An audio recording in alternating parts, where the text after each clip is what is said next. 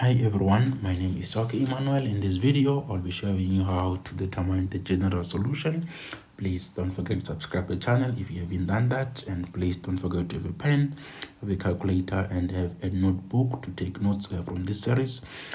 I'll be solving this equation in the autonomous sense. Please, if you have any question, let me know in the comment section below. I want us to read what we have right here. We are saying determine the general solution of the equation, which is cos of beta minus a sine of beta, which is equal to the square root of 2 multiplied by the sine of a beta over 2. Now, I want us to pay attention largely here because in my previous section, you saw how I worked out what could be a sine of a beta over 2. You guys must really go and watch that series. I think it is named evaluation of trigonometric problem. Please go watch out how I find the value of sine of beta over 2 in terms of cos and stuff right there. So that is basically the same as this is going to be equals to plus, I think it's going to be the square root of 1 minus a cos of going to be a cos of beta divided by 2. Like I said, please go and really find out how I worked it out because we're just evaluating right there. Please go find out how I got the square root of 1 minus cos of beta. Please don't forget to really go, because it's gonna be really a bit tricky if you don't view that. Now this is basically the same as the square root of 1 minus a cos of beta divided by the square root of 2. So that is basically the same as a sine of beta over 2. Now I'm going to substitute that value into the given equation itself. What do I have as an equation? I have a cos of a beta minus a sine of beta, which equals to the square root of 2 sine of a beta over 2. So I'm now just going to substitute the sine of beta over 2 in terms of a cos right there. So this basically is going to be a cos of beta minus sine of beta, which is equal to the square root of a 2 multiplied by a sine of sorry about that.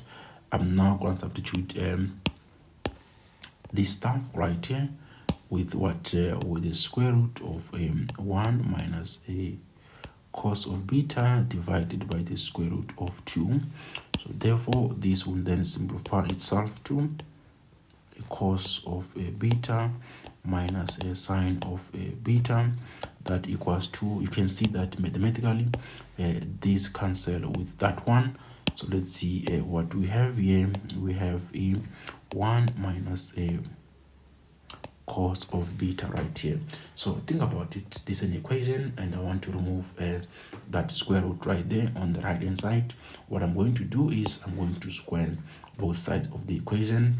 So this would then mean that this is cos of beta minus a sine of beta all squared. This is going to be the square root of 1 minus cos of beta all squared. So therefore this is going to be cos of squared of beta minus 2 sine of beta times what cos of beta. Now I'm just trying to expand that the usual way. So it's going to be cos of beta plus a cos of sine of squared of beta. It's going to be sine squared of beta, that equals to 1 minus a cos of beta. Remember that the square root cancel out right there. That 2 is going to cancel out with that 1 right there. So let's see what we're going to have generally. So I'm gonna group something here. I'm gonna group this one and plus that one. I'm gonna get a 1 if I group them largely. So I'm gonna get a 1. Let's see that. It's gonna be 1 minus a 2 sine of beta, and then it's gonna be cos of a beta, already it's a 1, that sign. I'm going to transpose that stuff to the left hand side of the equation, which is going to be -1 plus cos of beta that equals to 0 on its own. So this will then mean that I'm going to simplify it out now. Let's see which one cancel out. This one cancel with that one. And then now I'm going to say, well, this is a cos of beta minus 2 sine of beta times cos of beta, which is equals to 0. And now this is back to a normal equation where I'm going to factor out the cos of beta right here. So I'm going to say, well, this is a cos of beta. I'm left with 1 minus a 2 sine of a beta. That is going to be equals to 0. And therefore, these are factors, so both of them must be equals to 0. I hope you know that theory as well. So this is cos of beta, which must be 0, or 1 minus a 2 sine of beta, that must also be 0 right there. So I'm going to say, therefore, now still cos of beta being 0, or sine of beta, that must give you a positive of 1 over 2. So we're looking for the general solution of this problem. Please guys, be careful. The general solution, we're talking about two answers that really satisfy that equation, but the one for the tangent, you only need 1, but the one for cos, you need 2 of them. So in this case, I have a be careful. I have a cos of beta which is equals to 0. I want to really get that. So now I'm going to get the reference angle, because this one I won't really you see it's a 0. So if it's a 0, I'm going to check where cos is positive, because we don't have a -0. I'm going to check where cos is positive. You know, cos is positive here and here. But because here now the reference angle, I want us to get the reference angle first. The reference angle, you must really check that.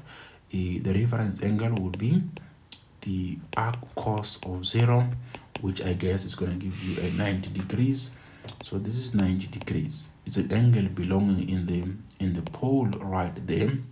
So this would then mean that your general solution would be beta being equals to 90 degrees plus, because you see now the cos of beta equals to a value of 0. If it is equal to 0, basically it changes the period of that particular trig ratio. In our case, we have a cos, and the complete period of a cos is 360.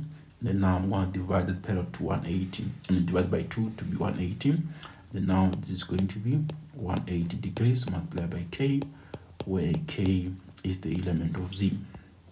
You see, some might say, well, because cos is positive also in the 4th quadrant, so I'm going to say, well, or beta might be 360 right there minus the reference angle, which in our case you got 90 degrees, and then plus k. No, you must write 180 first, where k is the element of z. Notice that I'm not writing 360 degrees. It's not a mistake. It's because cos equals to a value of 0 if it is 0, and this also applies to sine trig ratio. If it is equal to 0, it basically changes the period right there. So I'm not really sure about 360 minus 90, but I guess you get 270. You can really work it out and really see what you guys get. You're going to get 270 degrees plus 180, where k is the element of z, and then element of integers, so to say. And then now I'm gonna work out the other part. So the other part, it's sine of a beta equals to 1 over 2. I want you to be careful here. We are saying this equals to positive 1 over 2. Ask yourself, where is sine positive? You are going to ask yourself, where is sine positive? We're going to draw a mini graph there. Sine is positive in the 1st quadrant, and we're in the 2nd quadrant. So think about it largely. these are the two answers that you must really represent to us when we say find the general solutions. But first, understand that you have to get the reference angle of that particular trig ratio. Now you will say to yourself, well, the reference angle of that will be arc sine of 1 over 2. You don't punch the sign, you punch the value itself, which then gives you the value of 30 degrees. So that 30 degrees is the one which we are saying that it is in the first quadrant. So therefore, you will say beta would be the arc, sorry about that, the general solution would be 30 now, would be 30 degrees plus, because this half now is not 0, it means it doesn't change the period of that. So this is going to be 360 k, where k is the element of integers. Then you're going to write or now beta will be, you're going to check where is beta, where is sine positive. So sine is positive in the second quadrant, which is basically like 180 degrees minus a reference angle, which is a beta in our, the reference angle is 30 in our case, so 30 degrees, and then plus 360 degrees multiplied by k, where k is the element of z. So you can really simplify it out. This one, I'm sure you're going to get 150 degrees plus 360 degrees k, where k is the element of z. So this is the possible general solution of the given equation. It's this one right here and this one right here. I'm just going to highlight them for you, and then I'm also going to highlight let me check proper one. It's this one. You can write these ones.